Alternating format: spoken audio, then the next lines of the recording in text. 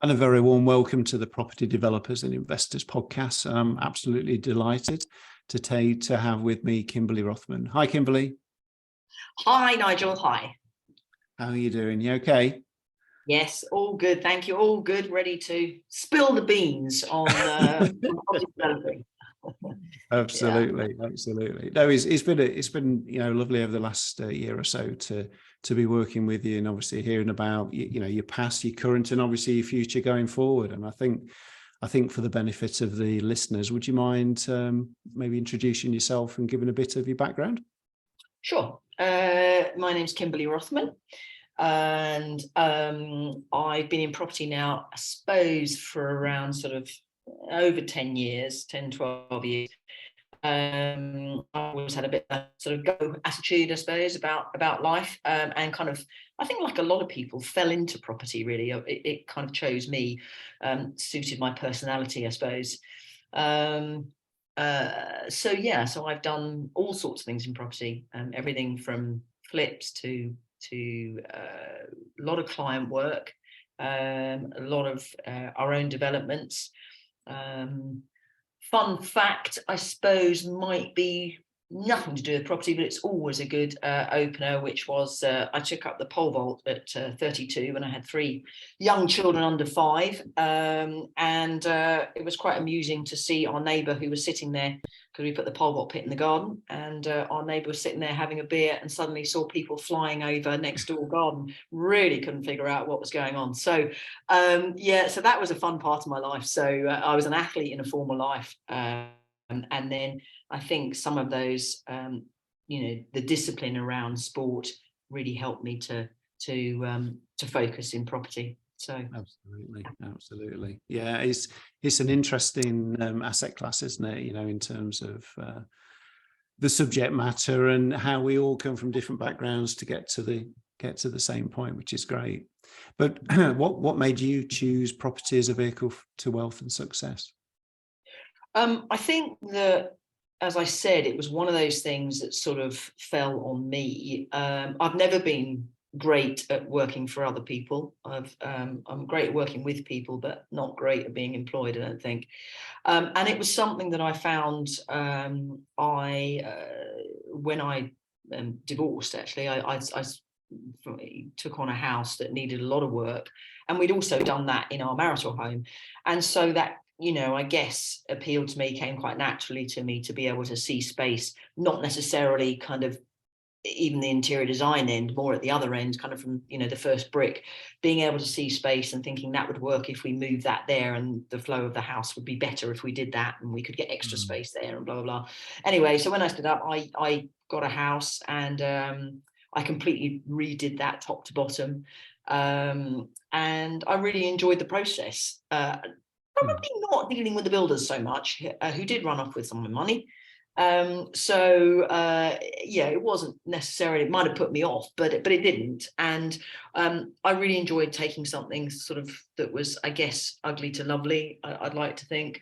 And I always say, I suppose, nowadays, I'm paid to solve problems, really, and there are always problems with property development. You think, but it's like any business, it's never going to run completely smoothly.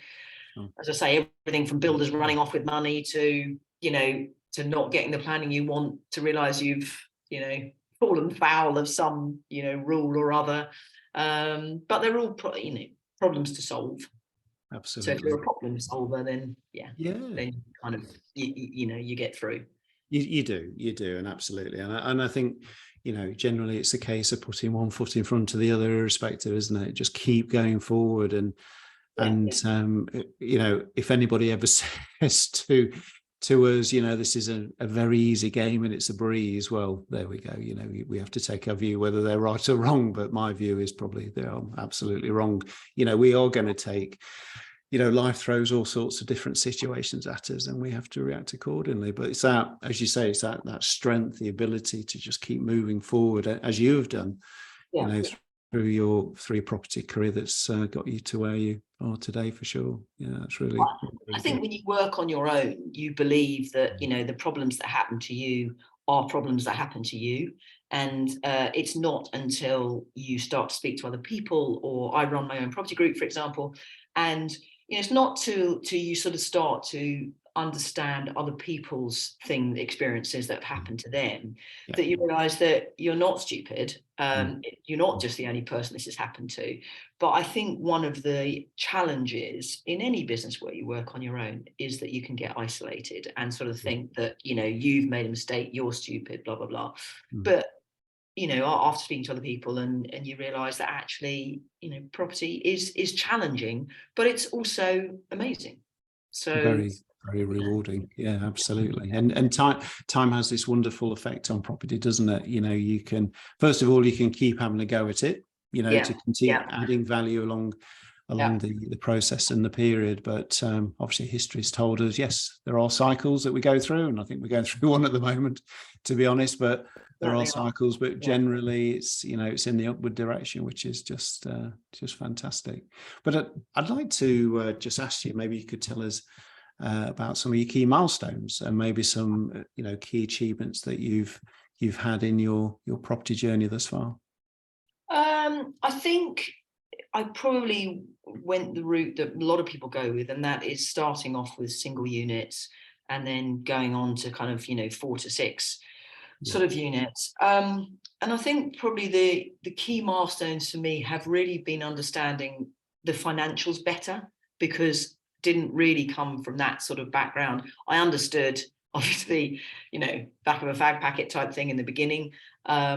And it's taken quite a journey to really understand what those nuances are, what those costs are that you don't necessarily see, and the runway that property is, because I personally have probably underestimated on many occasions how long something's going to take to acquire, to build, to sell. All three of those stages I've managed to spectacularly underestimate those stages. And I think if you talk about milestones, I suppose for me, going through the pain on various occasions of getting those things wrong forces you to learn and forces you to be better at that process.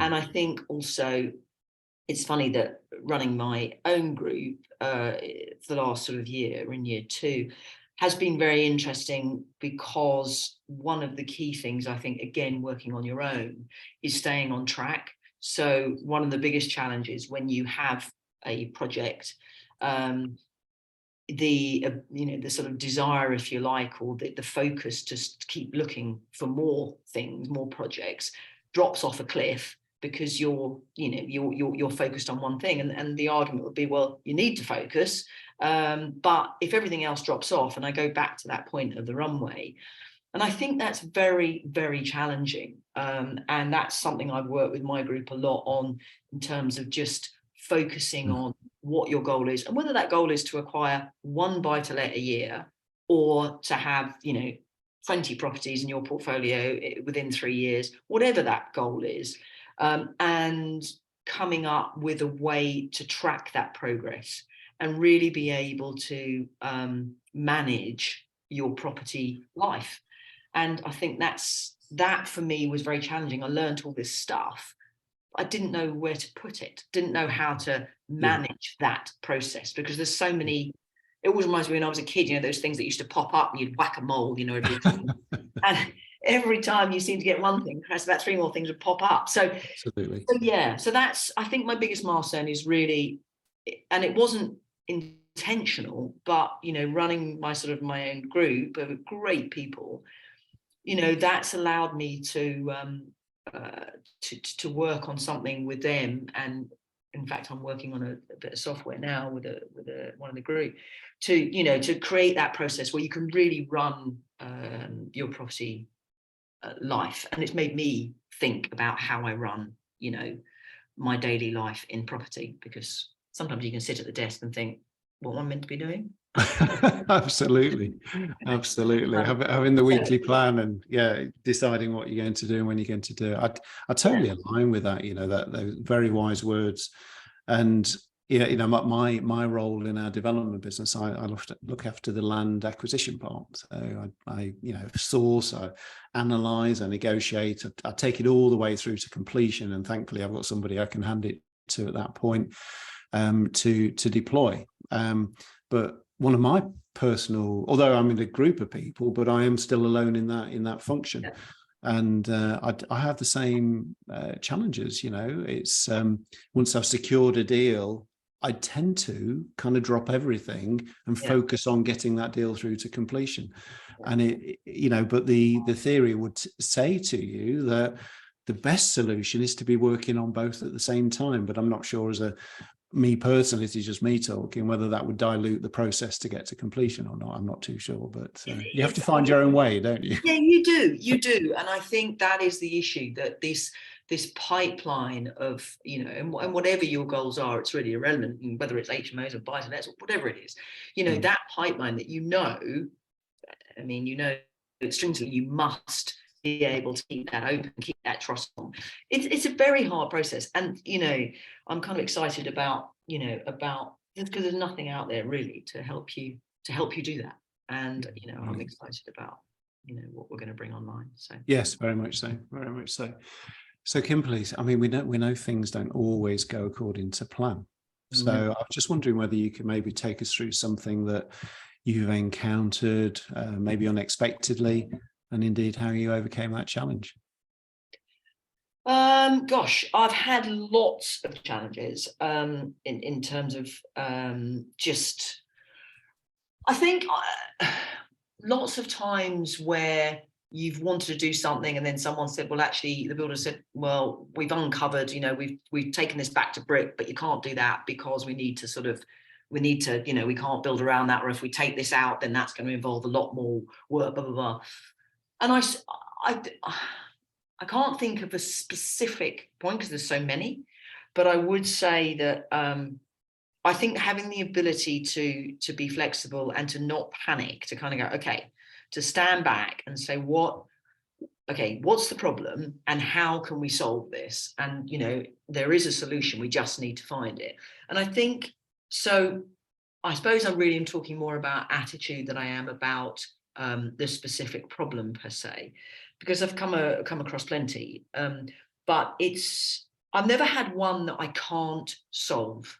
I've certainly had times when, I've had a team that I've worked with for a long time, but I've also stepped outside that team.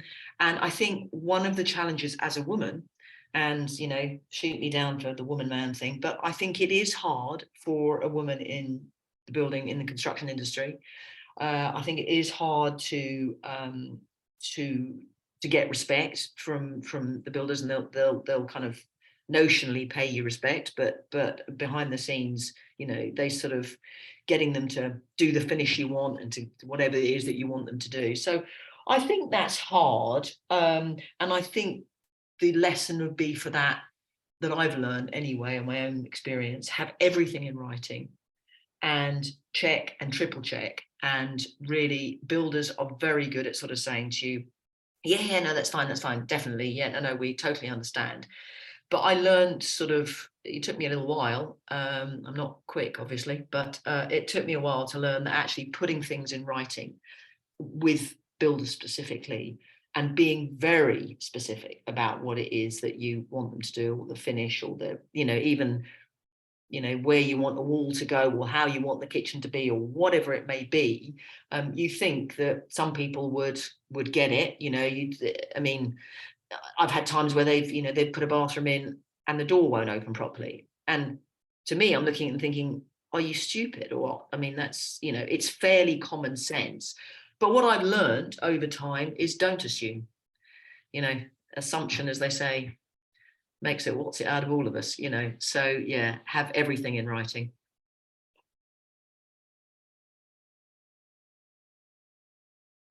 So I totally agree with you. I think none of us know everything. I think that's the fact. And I make mistakes, along the journey, but I try not to make the mistake twice at all. But what I try and do is learn from it, because I think I think the ability to have the freedom to make a mistake and then learn from it is the quickest way actually of learning and creating experience. It is. I have done over 40 client jobs. And the reason I did the client work initially was I wanted to learn. I wanted to almost, run through my mistakes in a client situation where we could solve them. The client wouldn't know really, but we could think on our feet and solve that issue. And, the client work has given me great scope to work on, large projects, 10,000 square foot home, Wow. redoing it completely. We're just about to start a 5,000 square foot in Cobham, where they'll move out for 9 months, and we'll do that completely. We're doing a swimming pool, which a lot of that will be what do you call it, tendered out to a swimming pool company, of course. But even that, just being on site with that and understanding that. So I've always done client work alongside, and I would recommend anybody that's got some experience, for extra money because these things take a long time to fruition, to get money back out of projects. Yeah. But if you can use that expertise to help to start working with clients, you have a very valuable role. And especially as a woman, I might add, and I'm not sorry, what I mean is, for women, it's a great way of communicating between clients and your builders and being able to put the client's mind at ease. Not that men can't do that, of course, but I'm just saying that, it's a great way to earn extra experience and earn money as you go, and also ideas, because from doing that, you get great design ideas. Absolutely. So, yeah. Absolutely. No, that's really, really good. What are your plans for the future? So, as I say, we just started a big client job in February. We've got another client job as well, a smaller one. Then we've got, I'm in a mixed use building now, which we're converting, which we'll hang on to. And then we're just applying for another little coach house in the garden in the rear, because we've got a courtyard there. And then bigger stuff really. So kind of, 6 to 10 sort of units. And just not huge, so I like to sleep at night, but enough that it's enough that it helps me grow and that I enjoy doing it. Absolutely. I can still sleep. And as we say, small is beautiful as well. I mean, if you do want to do 50 units, then there's nothing stopping you do 10 projects of 5, is there? And just keeping it small, spread the risk. You still get the volume benefits by doing something like that. But yeah, absolutely. And we're the same. We're the same. We're in interesting times at the moment, and probably a reevaluation of where we are is more smaller projects, but hopefully lots of them. That's that's kind of the approach, which is great. Yeah. I was very honoured a couple of years ago. Mark Stokes, my business partner, he asked me to become a chapter author in a book called Your Advice to Your Younger Self. And I wrote this chapter, and it was the first time I think I'd kind of exposed myself onto paper in terms of a bit about Nigel and my background and all those sort of things. And you kind of think, I've got nothing to tell really. But when you start to write it down and you're reflecting on all the interesting left turns and right turns that you have in your life to get to kind of where you've got to today, you think, blimey, that was a journey. I've done okay. I know. And it was also great for me personally. By default, it wasn't planned, but by default, to get my children to proofread the chapter. And they're all going, blimey, Dad, I didn't realize you did this. And oh, blimey, how did you do, so I was naturally, rather than sitting them down at the dining room table on a Saturday morning and tell them all about my life, I gave them this chapter to review, and they came back and critiqued it. Very heavily, I have to say, but nonetheless. I think my kids to critique something. Yeah. I like it. It's very good, Dad. But I would say, yes, Mr. Comma there, and that should be a full stop, and all these sort of things. Yeah. But I'd like to pose the same question to you. So, if you could give your younger self maybe one piece of advice, what that would be? Well, it is a conundrum to me because one of my strengths is my ability to kind of multifunction, make decisions fairly quickly, and not panic. I'm a very sort of, whatever the situation, will sort it. However, in my, as is often the case, your greatest strength is obviously is often your biggest weakness or your biggest challenge. And it's certainly, I think, in my case, because I manage to sort of multifunction quite well, I often lack the ability to focus and stay with things in the same way that I should do sometimes, that I know needs consistent focus and detail conscious, and to be detail conscious. And sometimes that challenges me and comes back and bites me. I'm getting better at it. So to my younger self, I would have said, stick at things a little bit more, rather than, flitting. And it's ironic because I've been in property for sort of 12 years or so. So actually, probably I was underestimating. Am I underestimating thing? I still do that. It's probably 15 years now, actually. But so yes, I guess, and that's why, again, going back to this thing, is that developing something that helps me sort of stay with things and go back to the well to do it. So I think to my younger self, I would say, stay with things a little more. Very, very wise words. Yeah, that's brilliant. Brilliant. Kimberly, thank you. I'm just wondering, if the listeners here, they want to follow you or get in contact, is there a way they could do that? Yes, sure. I can give you my email, which you can presumably put up or whatever. Yeah. And my phone number. You're welcome to put up either of those. If anyone wants, for what it's worth, any advice or any help on staying focused, I'm sure put them in contact. That's absolutely fantastic. And 15 years in property, there's a wealth of learning there. There's a wealth of advice you can give people. I'm absolutely sure. That's really good. Thank you very, very much. And this was no problem at all. So this was the Property Developers and Investors podcast. Nigel Greene from the Echo Academy with Kimberly Rothman. Thank you.